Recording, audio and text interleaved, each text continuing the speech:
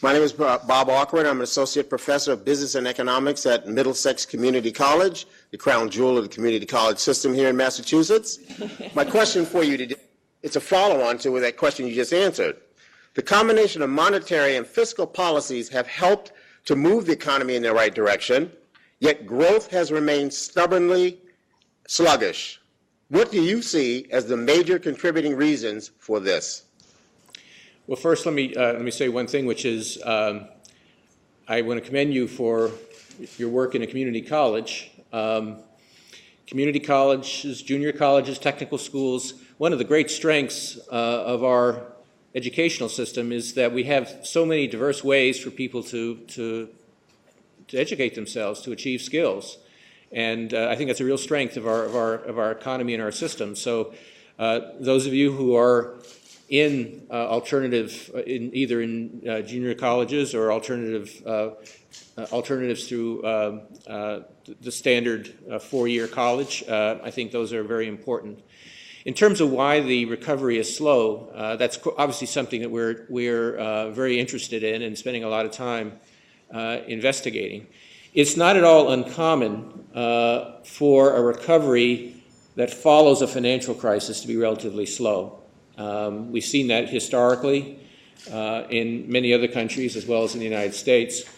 The reasons for that are several. One is that the financial system is so important to our economy that if the banks, for example, have not yet recovered fully to health, or the financial markets are not yet functioning at the normal level, that is itself a drag on growth.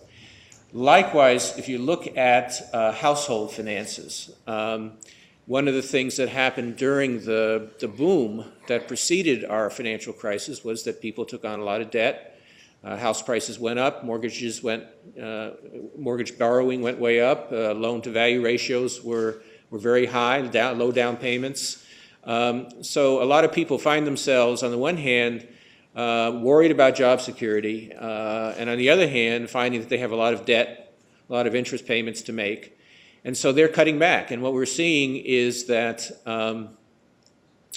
consumer saving rates are going up, which is not a bad thing in itself, but from the point of view of the economy as a whole means that consumer spending is not there to drive economic growth the way it normally would be. So that, combined with the fact that our labor market has not yet really begun to take off, although it is expanding, again, means that there's still an air of caution in the economy, both on the part of households and on the part of businesses that is keeping growth from being as rapid as we would like. That being said, the National Bureau of Economic Research, as you probably know, declared the recession over in June 2009. Now, what that means, just to make sure everybody understands, means that as of around June of last year, the economy stopped contracting and since then has been growing. Now, it doesn't mean we're back to normal. It doesn't mean that unemployment isn't way too high. It doesn't mean that a lot of people aren't suffering. It doesn't mean any of those things. But it does mean that we are growing. The economy is moving, at least perhaps not quickly as we would like, but it is moving in the right direction. And we want to make sure that that progress continues.